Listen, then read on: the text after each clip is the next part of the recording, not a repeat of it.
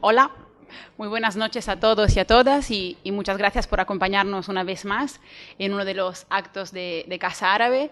La verdad que pues esta noche es un placer estar aquí acompañada por esta mesa tan increíble y por pues caras nuevas que creo que por primera vez algunos entre vosotros pues acuden a uno de nuestros actos.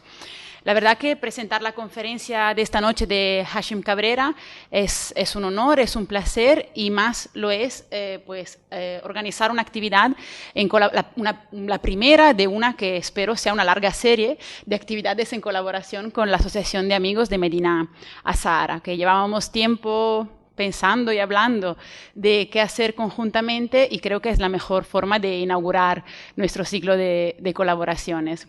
Así que sin más, le paso la palabra a Juan Serrano, el presidente de la Asociación de Amigos de Medina Azahara, para que ya introduzca a nuestro ponente a la conferencia. Muchas gracias.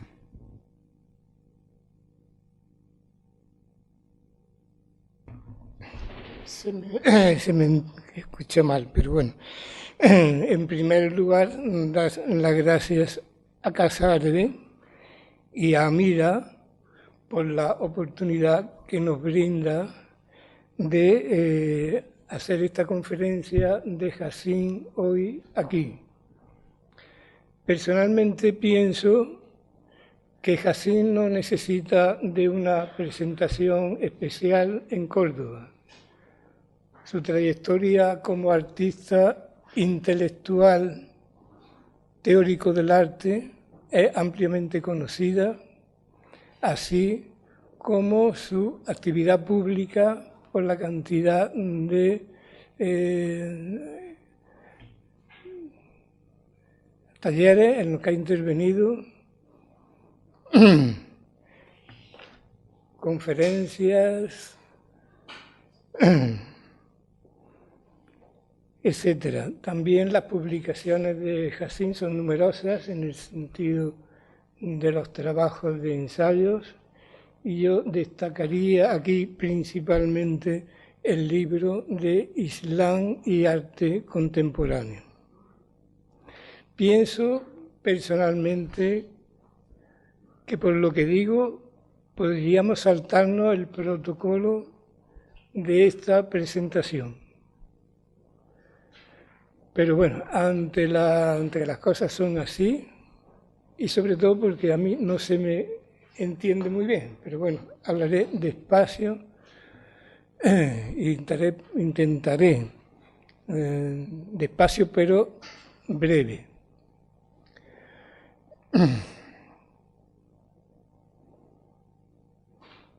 Empiezo diciendo que Hashim Cabrera es una persona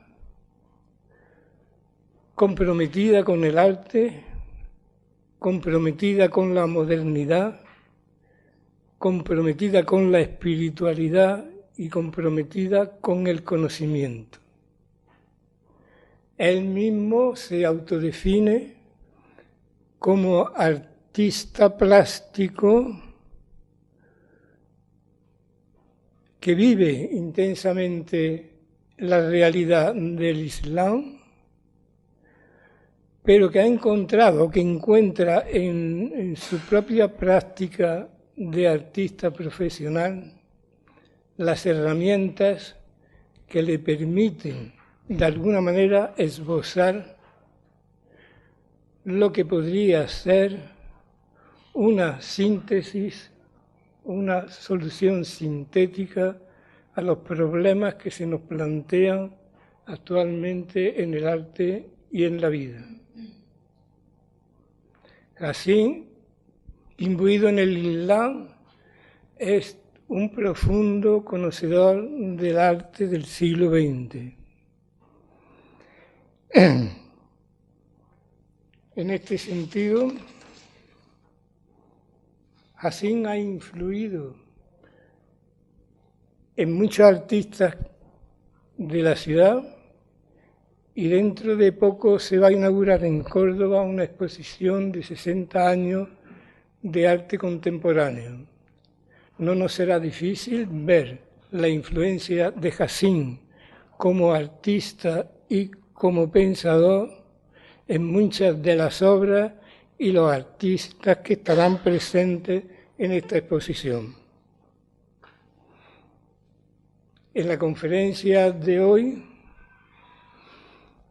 por este conocimiento que Jacín tiene de todos los movimientos más importantes que han tenido lugar en el arte contemporáneo del siglo XX, Jacín nos va a hablar de la bipolaridad en la que se ha debatido este siglo XX y va a tomar como punto de partida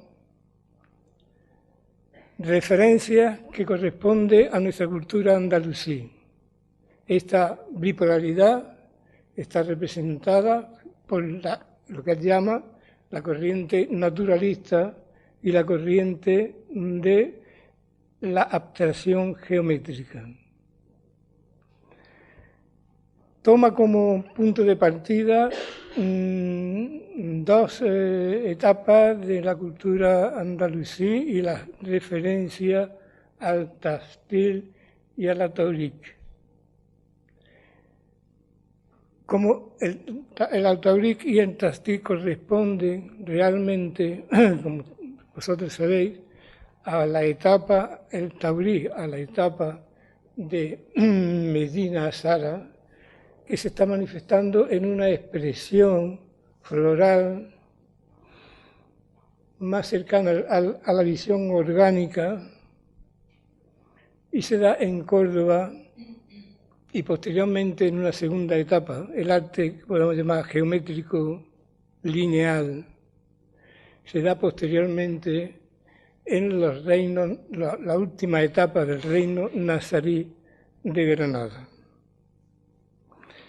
Esta bipolaridad que se manifiesta en todo el proceso, los cambios que han tenido lugar en el siglo XX, yo lo he vivido en los años 60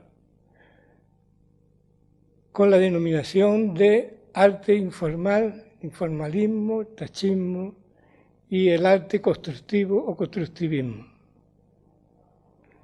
El primero se enfoca para radicalizar las posturas que tienen que ver con la expresión individual, que tienen que ver con la intuición, con la expresión vital del individuo, y el segundo plantea el arte más bien como un medio de conocimiento. Para el primero parece ser que el objetivo es la expresión intimista del individuo, y para los segundos el objetivo es la comunidad.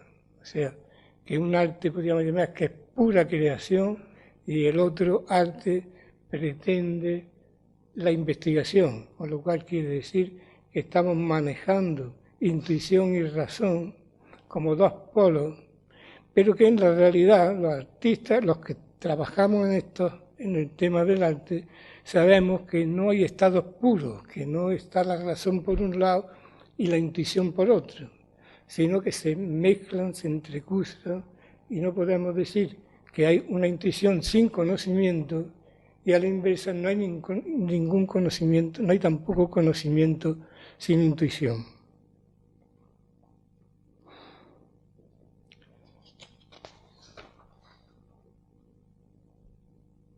Esto es una forma muy esquemática de plantear la cosa, pero yo tengo poco tiempo. Pero me quiero referir a un hecho importante, y es cómo nosotros nos debemos dirigir, o lo que tenemos que ver en la obra de arte. Una obra de arte, en el fondo, es una cristalización sintética, una síntesis de cosas que están ocurriendo, de circunstancias que están fuera y que repercuten en el arte inexorablemente.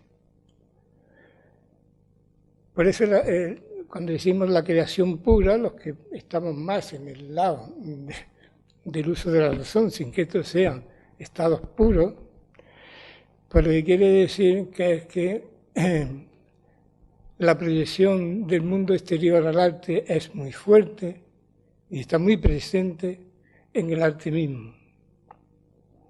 Por ejemplo, en la época del equipo 57 y el Paso, que reflejaban estas dos corrientes en las que estábamos en los años 60, hay una cierta correlación con lo que estaba pasando en el mundo. El mundo estaba prácticamente dividido en dos bloques, en dos concepciones del mundo. Era la concepción del mundo que ponía la igualdad como foco, como finalidad. Y la otra concepción del mundo era la libertad. Estamos hablando de Marx y Bergson, por ejemplo. Son dos posiciones que cuando se entran en el conflicto social llegan a crear verdaderas divisiones. Entonces el mundo en aquel momento estaba dividido en dos bloques territoriales y en dos bloques militares. Bueno, pues yo casi me quedo aquí.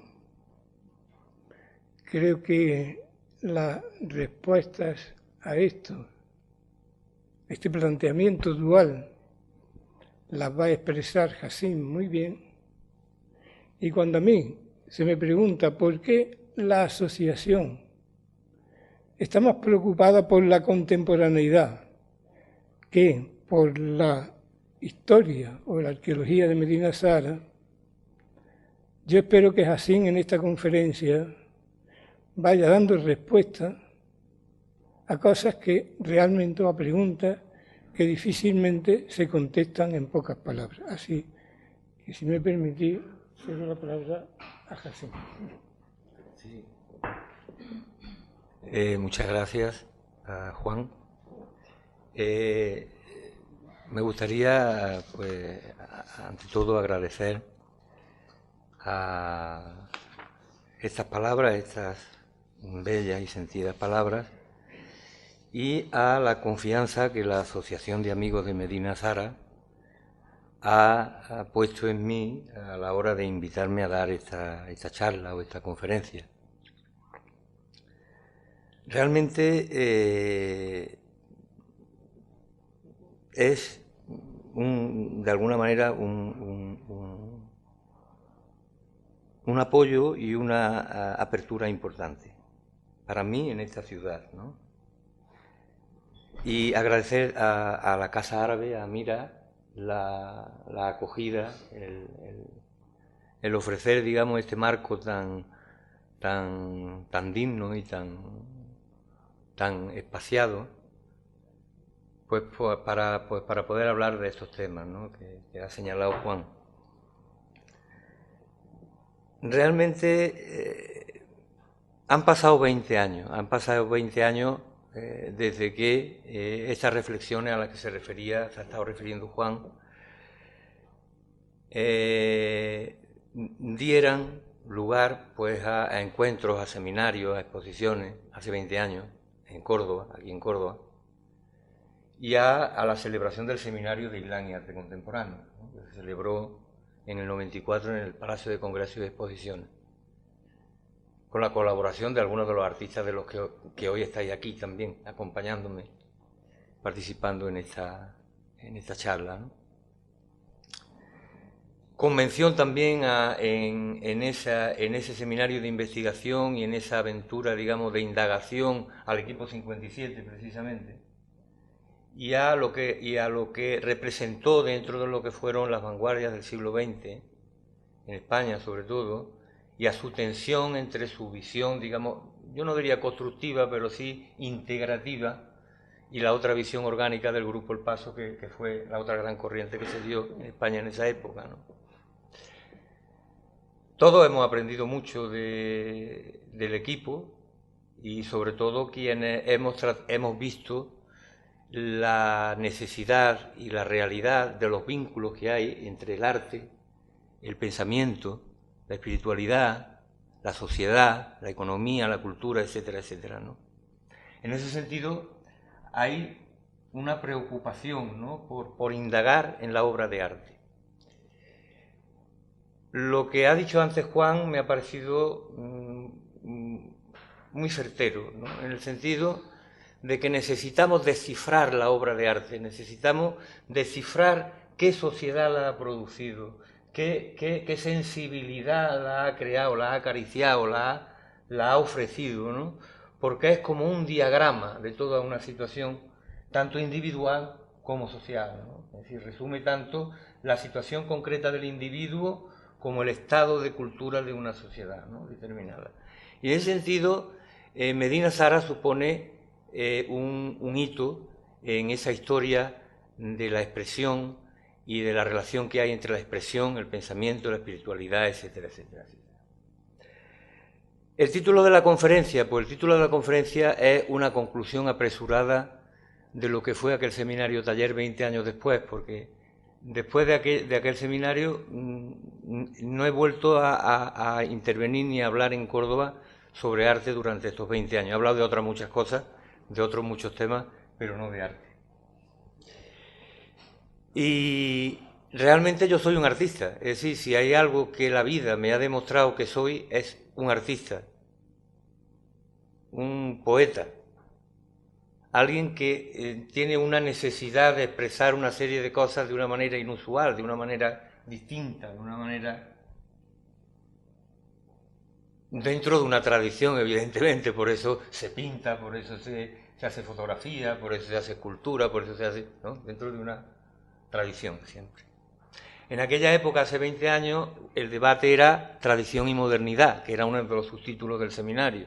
Así como conciliamos, igual que los años 80 en Córdoba fueron los de las culturas, ¿no? Los de que son eso de las culturas, ¿no?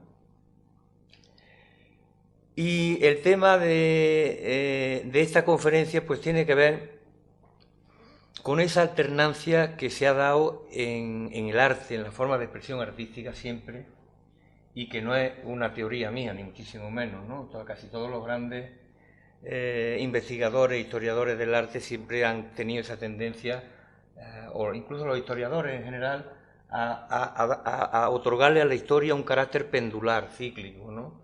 De que va pasando de una posición ideológica a la contraria, o de una posición filosófica a otra que la contradice grandemente, ¿no? Entonces, estudiando el arte contemporáneo, indagando dentro de la vanguardia histórica del arte contemporáneo, aconteció mi conversión al Islam en el 87. Y pues yo seguía trabajando, seguí pintando, seguí haciendo cosas, y empecé a interesarme de una manera más cercana por el Islam y por el arte islámico, y por el patrimonio también andalusí, evidentemente, por Medina Zara, la mezquita, la Alhambra, todo el patrimonio literario, el patrimonio filosófico, la mística, Ibn Arabi, todo ese mundo, ¿no? Entonces me doy cuenta de que esa misma alternancia de la que hablaba antes Juan, entre el naturalismo, entre la tensión del naturalismo y la tensión constructiva, o sea, entre la necesidad de afirmar un yo y la necesidad de encontrar una forma útil para cualquiera, pues se daba tanto en esas vanguardias históricas que habíamos conocido como en Al-Ándalus, como en la historia de Al-Ándalus. Entonces, a partir de ahí, pues comenzó la investigación. Es verdad que hay una tendencia en la historia del arte en general, no solamente en la modernidad, sino en la historia del arte en general, desde, según dicen los grandes historiadores del arte, desde el arte prehistórico, desde el naturalismo de las cuevas de Altamira, ¿no? Pues donde una serie de culturas y de pueblos que son cazadores se dedican a representar a los animales, a representar la naturaleza, y lo hacen con una naturalidad impresionante, con una cercanía inmensa, ¿no? Hay una tendencia a imitar porque el cazador el cazador se mimetiza con la presa, necesita confundirse con la naturaleza.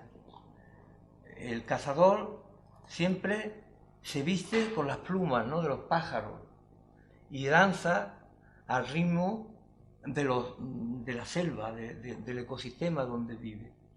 Se camufla, se expresa. Y eso, en cierto sentido, es lo que después en nuestro arte contemporáneo vivimos, lo que tú te referías antes con el grupo El Paso, con el expresionismo, con ese informalismo que se da en España como correlato del expresionismo abstracto americano también que se está desarrollando en Estados Unidos, ¿no? Ese informalismo que era la búsqueda de esa naturaleza perdida. En el caso de los pintores de Altamira era imitar a la presa para poder comer, para proveerse el sustento. En el caso de los impresionistas era atrapar la luz. Es decir, en cada momento, en el caso de las instalaciones y de performance de land art, por ejemplo, como Laurie Parsons, es recobrar una naturaleza perdida. O sea, en cada momento tiene una significación. En el arte islámico ocurre también esa vocación de la naturaleza, esa vocación de... ¿dónde estaba esto? ¿Tú sabes?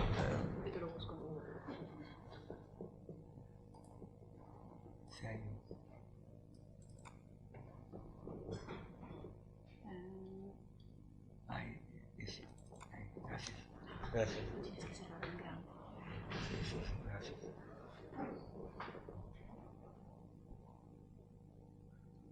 En el arte islámico nos encontramos la misma necesidad de expresar lo humano, de expresar la naturaleza, de expresar el cuerpo, ¿no? Ahí es donde nos encontramos a Medina Zahra, ¿no? Y ahí nos encontramos, por ejemplo, el hom.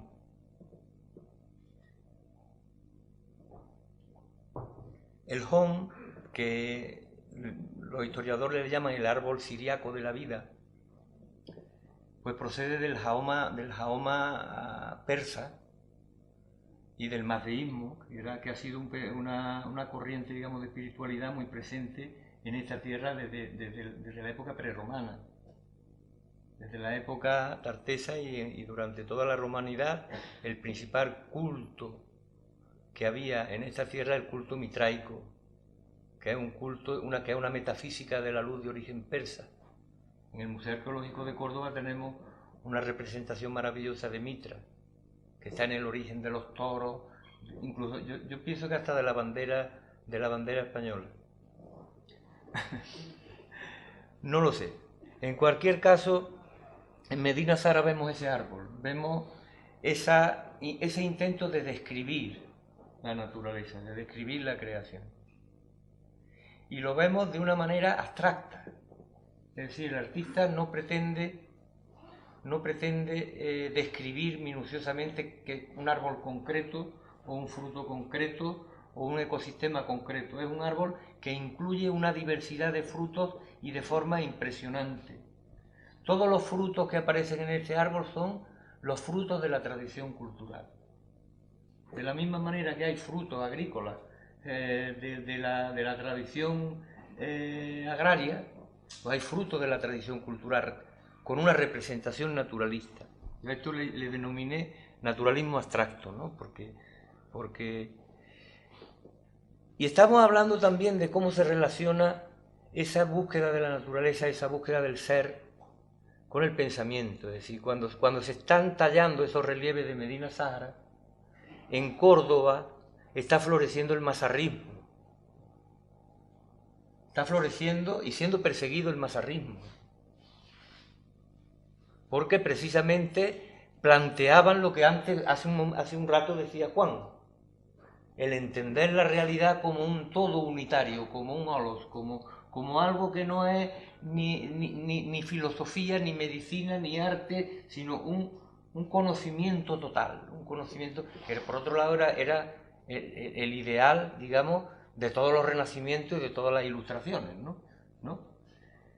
Entonces, es esa verticalidad. Hemos hablado últimamente nosotros mucho sobre el tema de la verticalidad, de cómo la verticalidad expresa una idea que desde que se empezó a hablar de la posmodernidad se ha erradicado. O sea, hemos entrado en una horizontalidad homogeneizadora, ¿no? Y en cambio aquí se establece una verticalidad creacional. O sea, hay una línea que une el cielo y la tierra. Que sí, que divide, que establece una dualidad, es verdad. Que establece una lógica, una razón. Es lo que decía Ibn Mazarra. Y esa es la estructura del Homo. O sea, de cómo un cerebro tiene dos hemisferios. Bueno, la tiene. Y entonces estamos hablando ya de lo que en toda la filosofía y en todo el misticismo islámico, que eso lo describe muy bien Enrique Corbén, denomina una biunidad, o lo que en la Vedanta se denomina una unidad dual, una biunidad, es decir, una dialéctica, una polaridad, una tensión. Y eso, y toda esa problemática de la relación del ser humano con Dios, de la teología, del imperio, de las religiones, todo eso está ocurriendo en la Córdoba del siglo X, en la Córdoba del califato. Y se establece un califato, si van a ver. Hay un esplendor, evidentemente, hay un esplendor y hay una mirada hacia el mundo. Es curioso, resulta muy curioso que... Era aquí, ¿verdad? Aquí. Ahí. Era muy curioso, resulta que como este naturalismo aparece también en las figuras, fíjate qué curioso, en las figuras de las tallas de marfil de Medina Sara. Eso es un detalle del bote de Almugira, lo que se llama el bote de Almugira, donde se ve una escena de dos hombres a caballo que son cazadores-recolectores, son cetreros que están recolectando dátiles en una palmera. Se está hablando de los cazadores-recolectores, está hablando de una tradición naturalista en Córdoba, en la Córdoba del siglo X, una tradición autóctona naturalista, de las gentes que habían sido, pues, civilizadas por los fenicios, por los romanos, por los griegos, por los bizantinos, civilizadas por todos esos pueblos, pero una tradición autóctona, un naturalismo autóctono del ecosistema, de este ecosistema en el que estamos. El ecosistema de Córdoba, cuando vemos la Vega de Córdoba y leemos las descripciones que de ella hay sobre la época califal, nos estamos imaginando una selva, un bosque, lleno de otras especies. Había osos negros, burros salvajes, había una serie de animales que hoy no los hay, ¿no? Y entonces hay ahí una referencia clarísima a esa tradición autóctona que es por la cual hay que desmontar el mito de los omeyas sirios y el mito de la arabidad de Al-Ándalus. Al-Ándalus es árabe por el Islam, Al-Ándalus es árabe por el Corán, pero Al-Ándalus en lo cultural tiene una tradición autóctona que el Islam promueve, porque el Islam tiene la cualidad de promover las tradiciones culturales de los países y de las tierras por las que pasan, ¿no? Hay un arte islámico iraní, un arte islámico afgano, un arte islámico de todos los lugares. Todos son diferentes, todos expresan las particularidades culturales y orgánicas de cada pueblo, africano, asiático, de una diversidad exhaustiva. Pero todos son islámicos. Es decir, entonces, eso está diciendo cosas, eso nos está hablando de cómo hay una relación entre la forma de expresión artística de los habitantes de la Córdoba califal y la producción de su pensamiento. En la obra de Ibn Mazarra, que ahora, como sabéis, se han publicado las obras de Ibn Mazarra 1000 años después, porque se habían perdido. Interesante tener en cuenta un aspecto, y es el siguiente. El Taurik, que es esto, que estamos viendo son los atauriques, el taurí, tiene la particularidad de que se construye de arriba abajo y de abajo hacia arriba, ramificándose, es decir, produciendo, digamos, un crecimiento hacia arriba, un crecimiento desde una raíz, desde una unidad hacia arriba. La descripción que hace Ibn Mazarra del conocimiento es la de un árbol en la cual la inteligencia y la revelación descienden de lo alto, en esa vertical, y de la base del ser humano, asciende, digamos, el ansia de conocimiento, el ansia de sabiduría. Y quiere de alguna manera conocer, quiere buscar, y se eleva, y se convierte en bípedo, y se eleva en búsqueda de salud, de ese conocimiento. Y se encuentran en el medio. El buscador y lo buscado se encuentran en el medio. La dualidad se deshace en el punto, en ese punto que Kandinsky buscó tan fervorosamente y que nadie pudo encontrar, como tú bien sabes.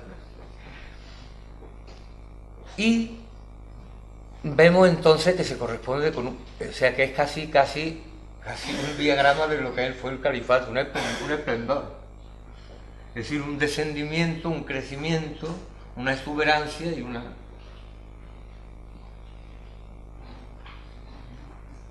Por otro lado, vemos... Aquí, ahora, ya. Gracias. Ahora sí lo he visto. Después habíamos visto esa otra tendencia que había habido cuando ya los pueblos se civilizan, ¿no? Cuando ya los pueblos llegan a la escritura, ya no son cazadores recolectores, sino que son ya agricultores, son metalúrgicos, tienen una serie de conocimientos alfareros y empiezan ya, digamos, a diseñar un poco la sociedad, a crear las leyes, a crear los alfabetos. El alfabeto, como todos sabemos, se va consolidando a partir de imágenes.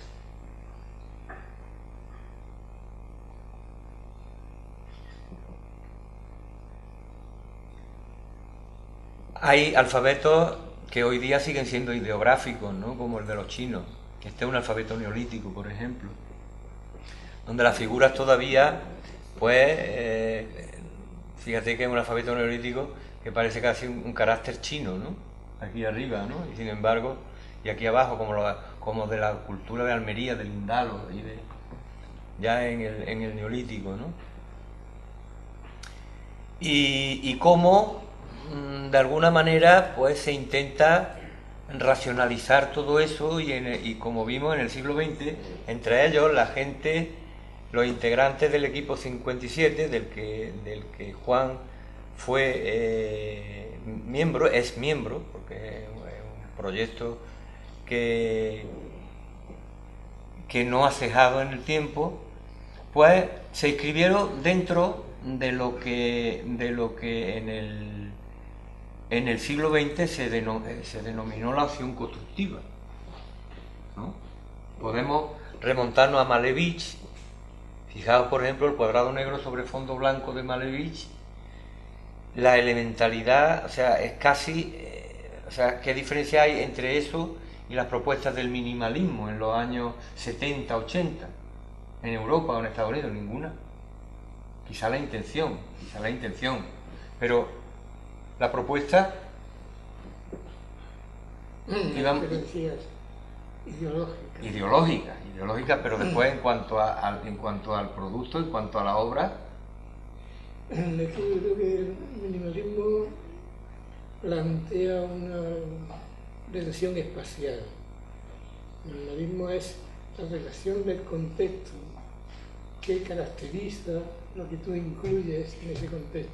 Que es lo que querían los constructivistas y Malevich, ¿no? Integrar el espacio. Cuando hacían esas exposiciones llenas de cuadros, es verdad. Pero Malevich tiene un trasfondo con el suprematismo que escapa un poco a la denominación estricta de la espacialidad. Sí, quizá, digamos, porque tiene un componente también metafísico.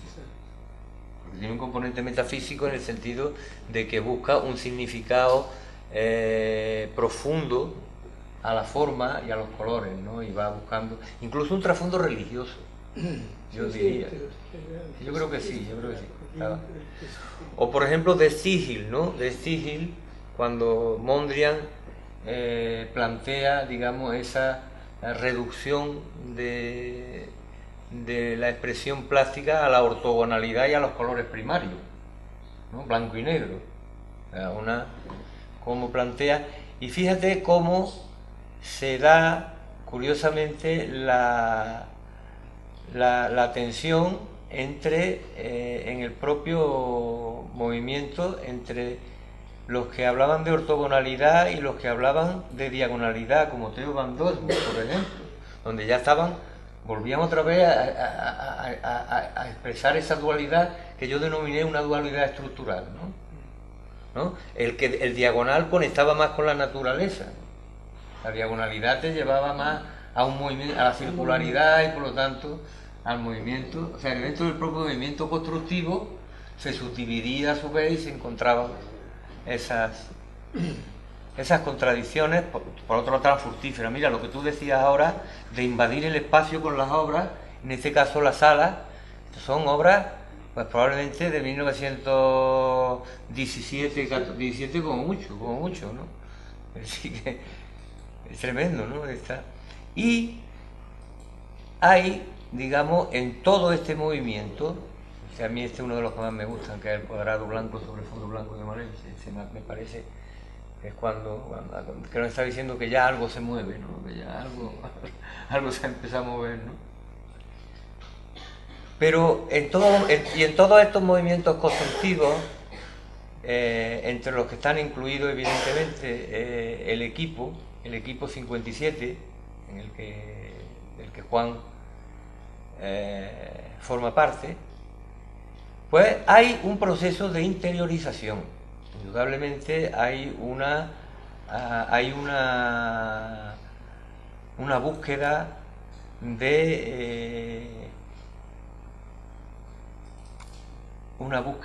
de lo esencial, de lo fundamental del lenguaje plástico, una búsqueda, digamos, también de la función social del arte, en el sentido de propuestas como las que pudieron hacer el Bauhaus, ¿no?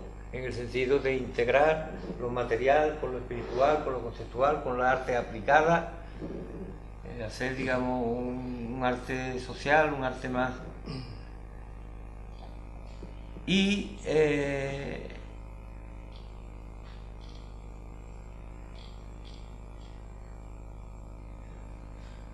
estoy buscando aquí, veis, precisamente una obra del equipo que fue un monumento a Averroes.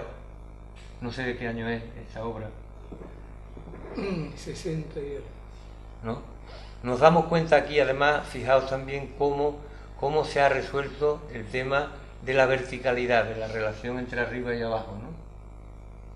No se ha resuelto dividiendo el espacio, entre otras cosas porque es tridimensional, es una escultura, ¿no?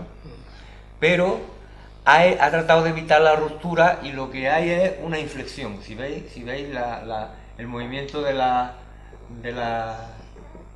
áreas inflexionan, ¿no? Entonces conecta de una manera bastante suave y bastante inteligente esa.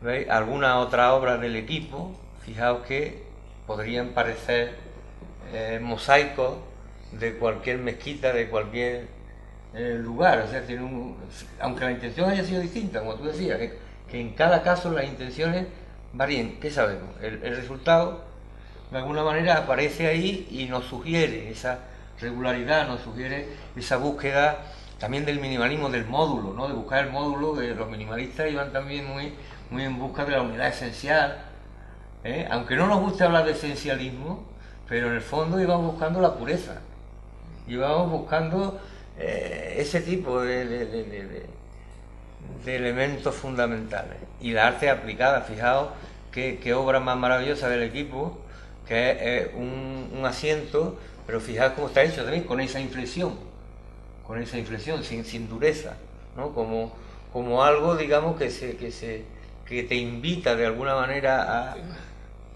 Este no es un asiento. ¿Qué es? Es una escultura. A mí me invita a sentarme, yo siempre he considerado que era un asiento. Bueno. Pues ya he aprendido una cosa nueva. Tiene otro uso. O sea que si me llego a sentar en él, casi que me llevan a la comisaría, ¿no? Mira, esto sí, mira, un módulo de asientos aplicados a partir de un módulo esencial, a partir de una búsqueda del elemento mínimo, ¿no? Ahí yo aunque sea con otra intención, yo veo relación entre el equipo y el minimalismo, el movimiento minimalista. Yo creo que algo beben ahí. Igual que Karl Herner o que la Hinterreiter, todos los que han venido después, en los años 80, 90, ¿no? Y volviendo pues a nuestra conferencia, digamos, de lo andalusí, porque estábamos hablando de lo andalusí, nos damos cuenta de que en la historia del Andaluz no ocurre lo mismo. O sea, ocurre lo mismo en el sentido de que cuando ya ha pasado el esplendor, cuando ya ha caído el califato, cuando estamos llegando al final del periodo andalusí, todas las expresiones artísticas se van geometrizando y se van estilizando y se van, de alguna manera, conformando bloques estilísticos mucho más consolidados que hemos visto aquí en Córdoba, como vemos, por ejemplo, en la Alhambra, ¿no? Donde se combinan, ¿veis? Se combina la geometría con el tauric, en este caso, con la geometría floral, sin ningún problema. Es decir, no hay problema para el artista musulmán en combinar la geometría con el naturalismo, ¿no? Lo hemos visto en muchos casos. Y hay una cosa muy curiosa, y es lo siguiente. Esta es una imagen de la cúpula del Palacio de Comares, en la Alhambra, de cómo el tastil, es decir, la geometría de líneas rectas, que es una trama, es una red poligonal, euclidiana, plana, se construye, y eso me lo enseñó a mí un maestro que fue el último maestro mudéjar que hubo aquí en Córdoba, que fue Joaquín Moreno, que fue profesor de la Escuela de Arte y Oficio aquí en Córdoba de tallistas. Fue el último maestro tallista mudéjar que hubo aquí en la escuela en Córdoba. Y un día, explicándome el mudéjar, porque yo le preguntaba, fui a preguntarle para que me explicara qué era esto del mudéjar, ¿no? De cómo... Y en un rato me lo explicó, pero con una claridad completa, ¿no?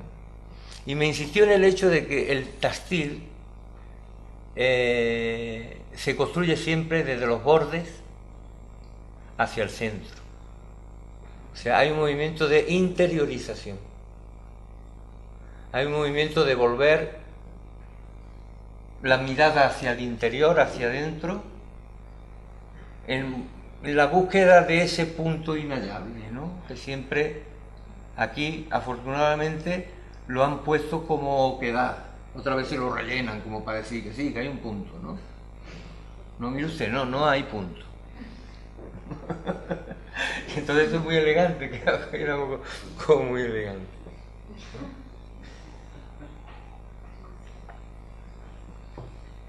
También esa interiorización produce una repetición muchísimo mayor, ¿no? En todo el tastil vemos cómo, sobre todo en la azulejería, cómo se van repitiendo los motivos de una manera obsesiva, de una manera casi continua, ¿no? Casi sin... Esto es otro mosaico de la Alhambra, ¿no? Que es muy dinámico. Ese a mí me encanta porque es muy dinámico, ¿no? Y entonces va de alguna manera buscando esa regularidad y buscando esa letanía, porque es como una letanía visual. Es decir, de la misma manera que el musulmán que se interioriza, repite los nombres de Dios, coge un tasbih, coge un rosario y repite Allah, o repite Rashid, o repite Rahman, va repitiendo los 99 más bellos nombres de Allah, como podía repetir otros, ¿no? Y va repitiendo una vez y otra centenas de esos nombres, como un mantra, ¿no? Como en la Vedanta está el mantra, ¿no? El Om, va repitiendo, y en esa repetición se van disolviendo las diferencias, se van disolviendo las particularidades, se va llegando a esa, digamos, a ese gráfico, a ese alfabeto que es profundamente social. Es lo que estábamos hablando antes. Estábamos buscando un lenguaje social. Ahí está. Por eso yo no estaba de acuerdo, ni sigo estando de acuerdo con, y salvando las distancias. Yo ni soy historiador, ni soy académico, ni soy profesor. Soy un simple artista plástico, ¿no? Cuando autoridades de las que hemos aprendido muchísimo, como el profesor Oleg Grabar, del cual todos hemos aprendido mucho sobre arte hispano-musulmán, cuando se enfrenta a una imagen como esta, dice, la vamos a dejar sin interpretar. ¿Por qué? Dice, porque las formas puras, porque las formas elementales, las formas platónicas, no tienen un significado preciso, no tienen significado. Cuando precisamente mientras más primaria es una forma, más potencial semántico tiene, más universalidad y más generalidad y más amplitud tiene, más inclusividad tiene.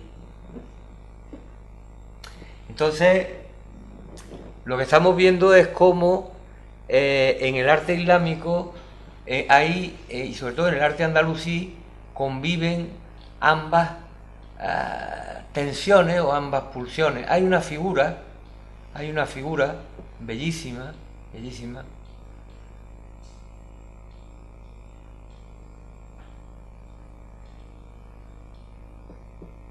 del sufismo, que es una figura de la espiritualidad islámica, que es lo que se denomina el Nafs Rahman. El Nafs Rahman, que significa el aliento de la compasión, el aliento del compasivo. Lo habréis visto en muchas celosías, habréis visto este diseño es elemental, súper elemental, ¿no? Y es precisamente esa biunidad en la cual precisamente lo que se trata es de expresar la conjunción entre esa ortogonalidad de la que hablábamos antes, que era más esa búsqueda del purismo, del esencialismo, etcétera, etcétera, y ese cierto deje naturalista que se colaba inevitablemente en lo constructivo, ¿no? Por la referencia a los cristales, a los panales de las abejas, en fin, a toda una serie de realidades geométricas que se dan en la naturaleza, ¿no? Entonces, este es precisamente la figura del latido, que tendría que ver con la conferencia, con el título de la conferencia, ¿no? Con esa biunidad en la cual hay una contracción, una oscuridad, un movimiento hacia adentro, ¿no? Una involución hacia adentro, un repliegue y una expansión, es decir, una apertura, una luminosidad, digamos, una exteriorización. Entonces, esta misma figura nos está hablando de la compenetración que existe entre ambos sistemas, es decir, que esa biunidad finalmente es lo que en la Vedanta se denomina una unidad no dual. Una unidad no dual, no una dialéctica o una unidad dual como hemos estado hablando hasta ahora, sino una unidad sin fisuras. Y eso que se intuyó y que se ha intuido de una manera tan clara en el arte andalusí, en los años 80 aparece ya con una claridad inmensa, con una claridad inmensa en la geometría fractal, en lo que se denomina geometría fractal, ¿no? Geometría fractal en la cual Benoit Mandelbrot, fijaos en la relación además de cómo se descubre eso. Esto es un dibujo del año 79 de Fez, de un humilde artesano llamado Kamal Ali, que se lo compra Karl Herner, se lo lleva a Alemania y lo introduce en las mejores computadoras que había en Alemania en los años 80. Entonces descubren el órgano de formas, descubren un algoritmo que produce y que va generando formas de manera ininterrumpida, de manera aleatoria, sin fin. Es decir, un generador continuo de formas, ¿no? Y eso fue paralelo al descubrimiento de la geometría fractal, ¿no? Que la geometría fractal, precisamente, ¿veis? La geometría fractal lo que viene es a indicarnos, esto de Benoit Mandelbrot, de un matemático, a demostrar cómo la naturaleza, las formas de la naturaleza y la geometría conviven sin ningún problema. O sea, no hay solución de continuidad entre el orden y el caos. Es muy fuerte, es una propuesta muy fuerte. Y siempre que se hace, yo he hecho la prueba con un ordenador, hice la prueba con un ordenador, ¿veis? Siempre aparece al final de la estructura, lo veis aquí aparece invertido, aquí aparece lo que llaman el hombre manzana, la figurita de Mandelbrot, el hombre manzana, ¿no? Que es como el espacio que hay que dejar vacío, o como el agujero negro que hay en el centro de la galaxia, que de alguna manera donde va todo a parar es el punto posible, el punto visible, agrandado evidentemente, ¿no? Punto visible, ¿no? En cualquier nivel de percepción que nos situemos aparece el hombre manzana, siempre aparece el hombre manzana, en lo infinitamente grande, en lo infinitamente pequeño, ¿no? Y entonces a mí se me ocurrió aplicar este principio a la geometría plana. Es decir, ¿será posible con la geometría plana reproducir la geometría fractal? ¿Podremos encontrar un sistema euclidiano, es decir, ordenado, de figuras de poliedros, de figuras de polígonos regulares que nos permita adentrarnos en el mundo de lo fractal? Pues sí. Y fue también un descubrimiento casual, descubriendo el diagrama de Penrose, lo que se denomina diagrama de Penrose, que se hace a partir de la descomposición del pentágono, ¿no? Se puede construir una red con estos tres elementos, el pentágono y dos rombos derivados del mismo pentágono, con esas tres figuras, y se pueden construir tramas regulares, ordenadas hasta el infinito, y bodegones con peras y manzanas. O sea, es impresionante, impresionante. Es algo que no te lo puedes creer, ¿no? Puede hacer desde un paisaje naturalista hasta el desarrollo geométrico más puro, ¿no? Más purista, ¿no? Esto fue para un mural en Barcelona que al final no se hizo, ¿no? Era la historia estaba hecho con la trama esta y con un programa de ordenador. Entonces, lo que nos damos cuenta es de que es precisamente a partir de esas estructuras, cuando trascendemos esa dualidad, cuando superamos esa tensión que ha mantenido en conflicto intelectual y en conflicto cultural a las vanguardias, y ha hecho que haya de alguna manera una dialéctica muy muy útil y muy constructiva, y que nos ha legado todas estas herramientas, ¿no? Que nos ha legado los ordenadores, que nos ha legado pues los proyectores, es decir, los audios, es decir, toda una tecnología que nos está facilitando enormemente el poder intercambiar y el poder manejar todos estos conceptos. A mí me resulta, si voy muy pasado de tiempo, me avisáis y paro. Mira. Tenemos un poquito, bueno, sí. 10 minutos. Venga. No, porque podríamos estar hablando toda la vida. Podríamos estar hablando. Terrible. Sí. ¿Veis algunos ejemplos de esa trama? Veis que tiene elementos que son ordenados y elementos caóticos. En fin, que yo tampoco quiero excederme, ¿no? Parece que básicamente he querido compartir con vosotros y con vosotras, pues cómo a través del arte y a través de las artes visuales, pues el pensamiento puede evolucionar, ¿no? El pensamiento puede cambiar, y cómo también algunas formas de nuestra tradición pues nos resultan hoy tremendamente modernas o tremendamente transmodernas o postmodernas, o como le queramos llamar, ¿no? Entonces simplemente eso, romper barreras. Necesitamos romper todos los clichés y todas las ideas que nos hemos hecho, aprovechar todo lo que de bueno nos ha traído la modernidad, porque muchas veces ahora cuando se habla de la nueva era, los nuevos paradigmas, se habla de la modernidad, ha aportado grandes cosas. Es decir, se trata de aprovechar todo lo útil y lo estupendo que ha traído, ¿no?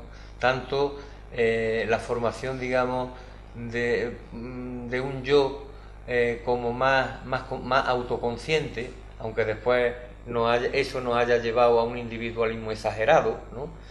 Pero también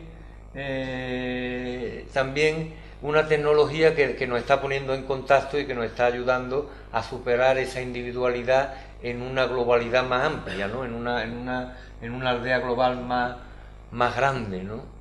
Sí sabemos orientar y sí sabemos encauzar esa tecnología, porque si no vamos a acabar todos en un rincón como en un confesionario, con un móvil, confesándonos con un aparato. Es decir, ¿no? Depende de hacia dónde lo llevemos, depende de cómo usemos esa tecnología y de cómo usemos esos conocimientos. Para mí lo importante es que es importante el individuo, es importante la sociedad, y es importante trascender todos esos ámbitos. Es decir, recobrar lo que mi amigo Esteban Díaz denomina o buscar un humanismo global, un mundo en el cual podamos compartir y podamos vivir los valores humanos, más allá de las religiones, más allá de las ideologías, más allá de las adscripciones de clase, de casta, de cualquier tipo que se puedan producir como seres humanos, es decir, como valores humanos universales, unirnos. No nos queda más remedio, no nos queda otra, y eso es estupendo, que no nos quede otra, es estupendo, de verdad, ¿eh? Lo que pasa es que pide tiempo. El cambio que estamos viviendo yo creo que es de una naturaleza tan profunda y de una naturaleza tan honda, que esa síntesis que necesitamos hacer, esos latidos culturales y esos latidos de pensamiento que necesitamos vivir y vivenciar, sean lo más acompasados posible y lo más compasivos posible. Y aquí me quedo. Gracias.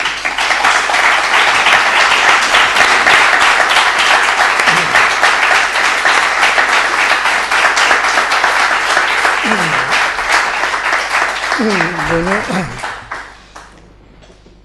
¿tienen algo que preguntar? A mí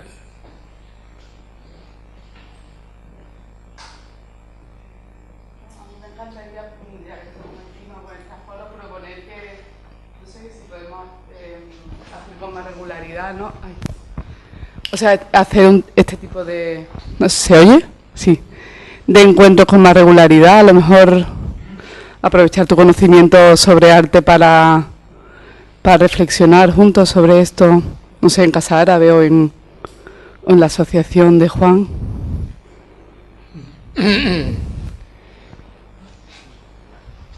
Bueno, yo a Jacín le tengo también algunas preguntas. Por ejemplo, en un momento la modernidad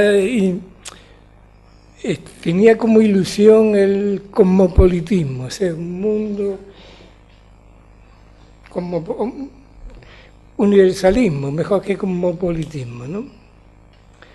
Parece ser que después de esta bipolaridad muy manifiesta en muchas de las imágenes que hemos visto, nos está dejando ahora un mundo globalizado que sería decir, bueno, ya hemos conseguido de alguna manera la universalidad, ya tenemos la unidad. ¿Qué pasa? Ya tenemos el individuo liberado.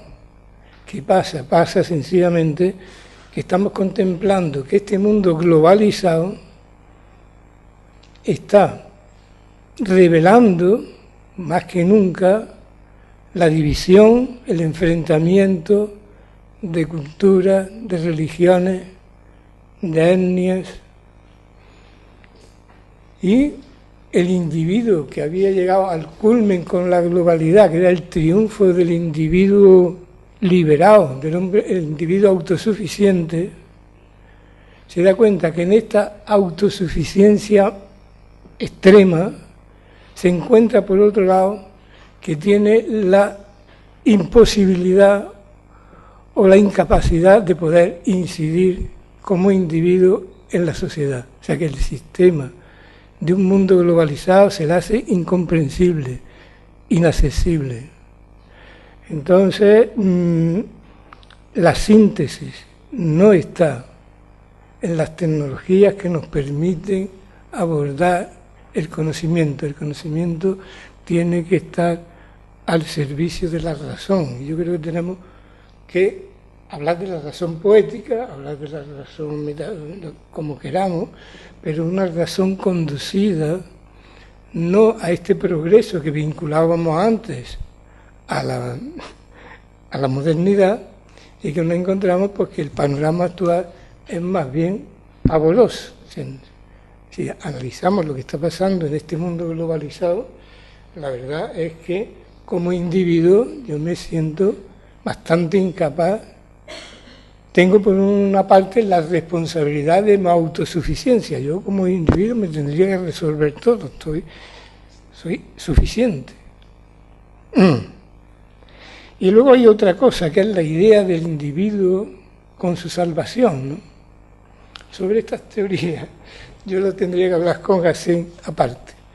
Y es que para mí la salvación no está en la relación directa del individuo con Dios. No es una negociación directa del hombre individualizado con Dios.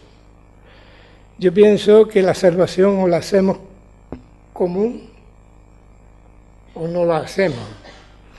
Pero como ya digo que esto en este tema que yo no domino, pero que intuyo que tiene muchas cosas que comentar, pues algún día así yo nos pondremos a hablar de estas cosas. Mira, yo además te diría que no es para nada incompatible, puesto que cuando la persona que cree, el que se cree creyente o se siente creyente y se relaciona con Dios, de alguna manera se da cuenta de que ese Dios no es una persona y no es la idea que se hace él de Dios, sino la realidad que le acontece, y entonces ahí aparece el otro. Aparece inevitablemente el otro. El otro es tu espejo, el otro es el espejo que hace que tú veas la irrealidad de tu yo. Entonces, en la irrealidad de nuestro yo vemos el yo del otro, que es muy parecido al nuestro, aunque cada uno seamos de nuestro padre y nuestra madre, pero hay una vinculación. Pero entre el yo y el otro está la dualidad. En cambio, entre nosotros no existe dualidad. Bueno, es que yo creo que al nosotros se llega a través del otro. Es que yo, bueno, no podríamos hablar, se llega a través del otro. Pero sí, es verdad que el mundo hoy presenta un aspecto pavoroso. Estamos viendo realmente, desgraciadamente, cómo determinados intereses están haciendo pues, que haya conflictos, no solamente bélicos y económicos, sino también conflictos de nuestros imaginarios. Es decir, cómo se maneja la idea del otro, ¿no? Cómo los grandes medios que sirven a los grandes intereses económicos fabrican la imagen del otro y cómo nos hacen que nos veamos unos a otros como a ellos les da la gana, ¿no? Y no como somos en realidad. Y sin embargo yo creo que cada uno a nivel individual también tenemos la responsabilidad de asumir esa tarea de tratar de mirar y de ver al otro, o de escuchar al otro, ¿no? De pararnos y oír y escuchar al otro. A lo mejor así esas ideas separadoras se disuelven, a lo mejor, inshallah, como decimos los musulmanes, ¿no? A lo mejor, pero yo no veo contradicción. Es más, creo que el verdadero diálogo y la verdadera tarea, tanto entre creyentes y no creyentes, como entre creyentes de diferentes tradiciones, como agnósticos, como todos los seres humanos, está precisamente en la defensa y en el compartir los valores humanos universales, porque son de todos.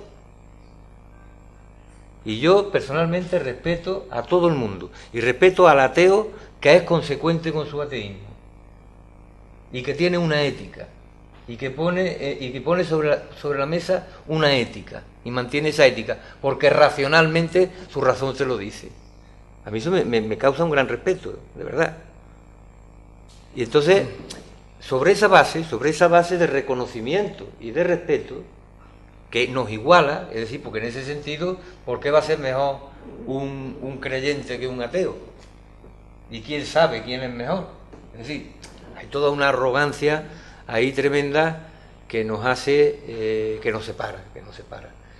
Entonces pues volvemos pues a los valores tradicionales, como decíamos antes, es decir, que no están de moda, ¿no? Es decir, que es bueno ser humilde, que es bueno ser paciente, que es bueno tener, digamos, de alguna manera una serie de cualidades, ser confiable, que tu palabra valga, que tus amigos sean valiosos para ti, muy valiosos para ti.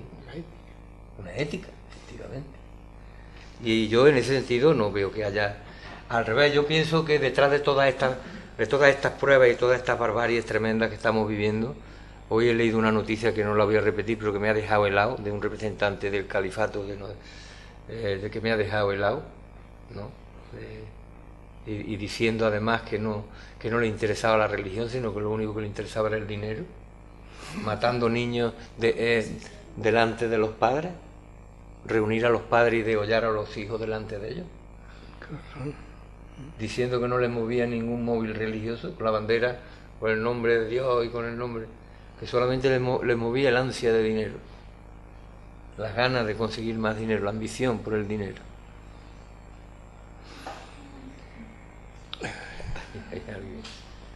Gracias por señalarme con el dedo, eso me honra de ti.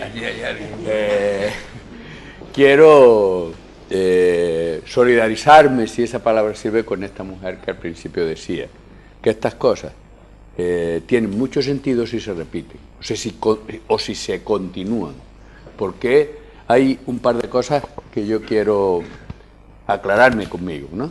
Cuando la gente te plantea que es muy complicado entender el arte contemporáneo, yo, desde que hablé contigo hace muchos años de eso, lo remito a Medina Sahara o a la mezquita o a aquel famoso libro que está escrito en la Alhambra, ¿no? Entre sus ¿cómo decía? Mosaicos, ¿no? Pero sobre todo hay una cosa que es así de simple, como eso que hay ahí, que es primario, sin tener que entender nada, solo mirarlo con el corazón, y a lo mejor eso necesitaríamos verlo más explicado de una manera simple por artistas contemporáneos, que siempre se nos coloca la etiqueta aquella de intelectuales y que hablamos de algo tan altruista que todo el mundo se pierde, ¿no? Y por otra parte, recriminarte una vez más tu humildad al no mostrar tu obra. Porque como has estado defendiendo desde el principio que tú eres un artista plástico, y hablas del Tauric, y tu obra es consecuencia de eso, entonces a lo mejor todos los que estamos aquí, o todos los que están, que te conocen menos, me refiero a tu obra, hubieran entendido de que hablabas mucho más fácil, ¿no? Porque que recurrir a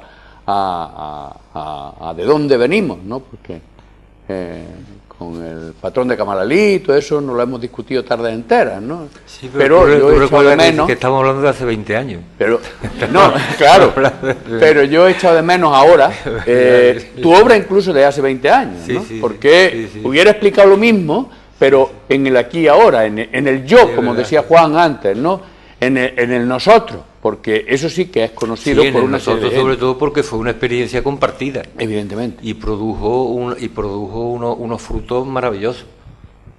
Yo recuerdo aquella experiencia en la que participaste tú ampliamente, vamos, te pringaste hasta arriba, y cómo se generó ahí de alguna manera una visión y se generó ahí un debate realmente útil, ¿eh? Y fíjate, salieron 2 grupos de investigación en 2 universidades.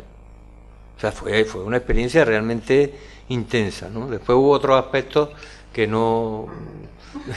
que mejor no los narramos aquí, de los que tú los conoces y que sabes, pero bueno. Pero sí que es verdad que se podrían hacer ciclos, pues, de debates de este tipo, pues, en las diversas instituciones que hay, y sobre todos estos temas, yo creo que sí. Y lo que pasa es que, claro, en los años 90, o sea, hace 20 años, cuando hicimos Islam y Arte Contemporáneo, estaba muy en boga el debate tradición y modernidad. Ahora estamos en un momento en el que de romper el cascarón del huevo, ¿no? No, es como que...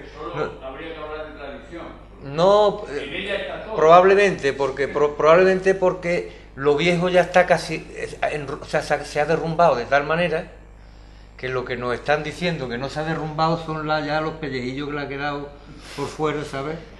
Pero que no ha quedado nada, o sea, se ha hundido realmente hasta el final. Y lo que está emergiendo, yo veo como el pollito ahí rompiendo un poco el cascarón de algo que se anuncia grande, y que yo personalmente os lo digo.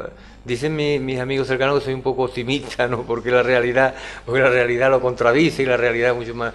Pero si no consiguen volarlo todo por los aires, probablemente en un tiempo el mundo que venga sea un poco más humano. Yo espero que sí. A mí, si tenemos tiempo, me gustaría meter en lisa otro tema. Jacín conoce, y yo lo conozco así, muy por encima, el budismo zen. Lo que sí conozco es que cuando el budismo zen ha influido en las corrientes occidentales, ha introducido un giro. De tal manera que el budismo está propicia al olvido, quiere decir el vaciado. Así como el conocimiento es acumulativo, parece que estamos, el conocimiento es la acumulación sobre la acumulación. El budismo, sin embargo, cuando ha introducido en distintas épocas el modernismo, yo creo que la corriente, el mundo occidental ha pegado giros. Ahora mismo, a partir del informalismo, y sobre todo en John Cage y todos estos que propiciaban el olvido absoluto para llegar a la realidad por las sensaciones más primarias, por llegar directamente, no de la construcción, no de lo que saben, sino de lo que perciben. Conocéis, pues, sí, el y movimiento... sobre todo en Tapia se ve eso muchísimo, y no solamente ya el budismo tibetano o el budismo zen, sino el taoísmo. El taoísmo ha tenido también una influencia tremenda en esa llamada de atención sobre el vacío, ¿no? Esto está metido ahí y claro... Pero sin embargo, fíjate, tenemos nosotros un autor andalusí que es Ibn Arabi, el cual nos está hablando de conceptos muy parecidos y de realidades experienciales y existenciales muy cercanas al taoísmo en cuanto a conceptos, y no los conocemos. Es decir, fíjate, nos ha influido el taoísmo, que es digamos, una corriente china indotánica o el budismo tibetano, y en cambio el sufismo lo hemos conocido hace 15 años. Y ha sido, digamos, una expresión de espiritualidad de una intensidad en Al-Ándalus que, bueno, ahora hay congresos y congresos y congresos que sobre Ibn Arabi, sobre el sufismo, porque hace 15 años nadie sabía lo que era un sufi. Todo el mundo conocía a Lao Tse, pero nadie sabía quién era Ibn Arabi. Eso es verdad.